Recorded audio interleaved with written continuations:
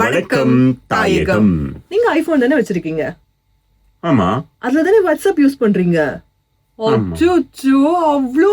உங்கள்ட்டயும் iPhone தான் இருக்கு. அதுல நான் வாட்ஸ்அப் யூஸ் பண்றது இல்ல. ஏன், என்ன பிரச்சனை? நேத்து பாத்தீங்கன்னு சொன்னா இலங்கையில ஐபோன் யூஸ் பண்ணக்கூடியவங்க சில பேருடைய வாட்ஸ்அப் அக்கவுண்ட்ஸ் இருக்கு இல்லையா, அதை டார்கெட் பண்ணி 0 கிளிக் அட்டாக் நடந்திருக்கு. இதுல நிறைய பேர் மாட்டுப்பட்டிருக்காங்க. இந்த ஊடகத்துறையில இருக்கிறவங்களுக்கு எல்லாம் தெரியும்னு சொல்றாங்க. அது தவிர நம்மள மாதிரி அது தவிர இந்த வர்த்தக பிரமுகர்கள் நிறைய பேர் இந்த சிக்கல்ல மாட்டுப்பட்டிருக்கிறதா சொல்றாங்க. இது என்ன 0 கிளிக் அட்டாக் அப்படின்னு சொல்லி நீங்க யோசிக்கலாம். இப்போ பேசிக்காக ஒரு ஹேக்கிங் நடக்குது இல்லன்னு சொன்னா, இன்டர்நெட்ல ஏதாவது ஒரு அட்டாக் நடக்குதுன்னு சொன்னா நமக்கு ஒரு லிங்க் ஒன்னு அனுப்புவாங்க, ஃபேக்கான ஒரு லிங்க் அனுப்புவாங்க. இதை கிளிக் பண்ணுங்க, இல்லன்னா இந்த கியூஆர் கோட ஸ்கேன் பண்ணுங்க, எங்களுக்கு அந்த ஓடிபி நம்பர் சொல்லுங்கன்னு நம்மள ஒரு டைரக்ட் கனெக்ட் அவங்க கூட இருக்கும் இல்லையா. இல்லைன்னு சொன்னா கியூஆர் கோட் ஒன்று சென்ட் பண்ணுவாங்க, அதை கிளிக் பண்ணுங்க. இல்ல ஓடிபி ஒன்னு அனுப்புவாங்க, அதை நீ சொல்லுங்க அப்படின்னு சொல்லி ஒரு கால் வரும். இந்த மாதிரியான அட்டாக்குகள் தான் எங்களுக்கு தெரியும்.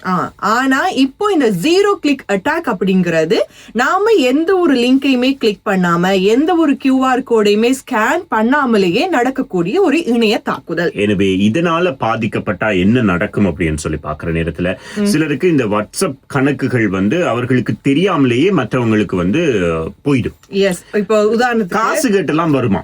இப்போ கனாவோட வாட்ஸ்அப்ல இருந்து எனக்கு சரினா ஒரு டெக்ஸ்ட் வருது, வனிதா எனக்கு அவசரமா காசு வேணும் அனுப்புங்க. ஆனா கனா அனுப்பல. 0 கிளிக் அட்டாக் நடந்ததால எனக்கு வந்த டெக்ஸ்ட். நான் என்ன யோசிப்பேன், கனாவுக்கு ஏதோ அவசரம் போல இருக்கு, பிரச்சனை போல இருக்கு. ஓகே கனா எந்த அக்கௌண்ட்னு சொல்லும் போது கனாவுக்கு தெரியாமலேயே கனாவோட வாட்ஸ்அப்ல இருந்து எனக்கு டீடைல்ஸ் அனுப்புறாங்க. ஆனா இந்த சம்பவங்கள் எல்லாம் பார்க்கும் போது நிறைய பேர் பாதிப்படைஞ்சிருக்கிறாங்க.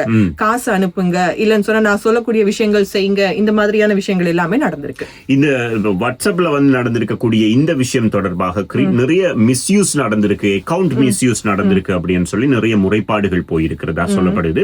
எனவே ரொம்ப ரொம்ப அவதானமாக இருக்கணும். அதுலயும் குறிப்பாக இந்த அட்மின் ஆக்சஸ் ஹேக்ஸ் அப்படின்னு சொல்லி நிறைய விஷயங்கள் இது சம்பந்தமா பேசப்படுது. இதுக்கான ரிப்போர்ட்ஸ் எல்லாமே இப்போ ரிலீஸ் ஆயிட்டு இருக்கு. இதுல எந்த ஐபோன் யூசர்ஸ் அதிகமா கவனமா இருக்கணும்னு கேட்டீங்கன்னு சொன்னா, இந்த ரிப்போர்ட்ஸின் படி iOS 16.17.12 இதுக்கு கீழே இருக்கக்கூடிய வெர்ஷன்ஸ் பயன்படுத்தக்கூடிய டிவைசஸ்ல தான் அதிகமான ரிஸ்க் இருப்பதாக சொல்லப்படுது. ஆனா முக்கியமான ஒரு விஷயம் இருக்கு, என்ன அப்படின்னு சொன்னா, இந்த 16.7.12 அந்த அப்டேட் பண்ணிட்டா போதும் அப்படின்னு மட்டும் நினைச்சிடாதீங்க. அதன் மூலமாகவும் கூட சில பிரச்சனைகள் வரலாம். சோ உங்களுடைய ஐபோனை பொறுத்த வரைக்கும் எந்த லேட்டஸ்டான அப்டேட் அவைலபிளா இருக்குதோ அதை நீங்க இன்ஸ்டால் பண்றது தான் பெஸ்ட். அதே நேரத்துல உங்களுடைய வாட்ஸ்அப்பையும் அப்டேட் பண்ணிக்கொள்ளுங்க அப்படின்னு சொல்லி இருக்காங்க. எனவே இந்த மாதிரி பிரச்சனைகள் இருந்தா நீங்க தட்டி கழிச்சிட்டு போயிடாதீங்க. அது சம்பந்தமாக கம்ப்ளைண்ட்ஸ் முன்வையுங்க அப்படின்ற விஷயமும் சொல்லப்பட்டிருக்கு. இது இன்னைக்கு நடந்த விஷயம் கிடையாது. இந்த மாதிரியான சம்பவங்கள் போன வருஷமும் நடந்தது. அதை கண்டுபிடிச்சு உடனே கரெக்ட் பண்ணிட்டாங்க.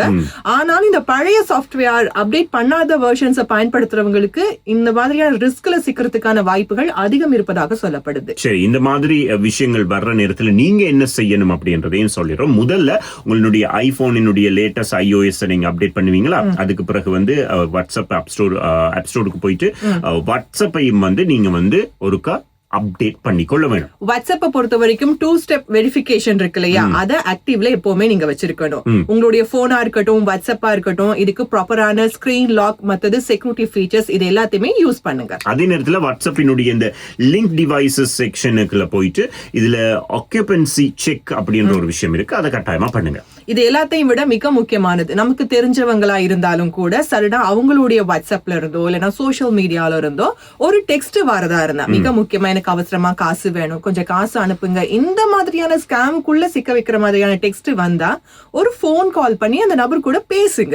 இப்படி ஒரு டெக்ஸ்ட் அனுப்புனீங்களே, என்ன ஆச்சு, உடனே காசு அனுப்பணுமா, நான் என்ன செய்யணும் அப்படிங்கிற விபரத்தை அவர்கிட்ட பேசி கேட்டுட்டு அதுக்கு பிறகு முடிவுகளை எடுங்க. ஆமா, அதனால நீங்க அப்படியே என்ன சொல்றது, அப்படியே கண்மூடித்தனமாக நம்பி உங்களுடைய டீடைல்ஸையோ பணத்தையோ அனுப்பிடாதீங்க.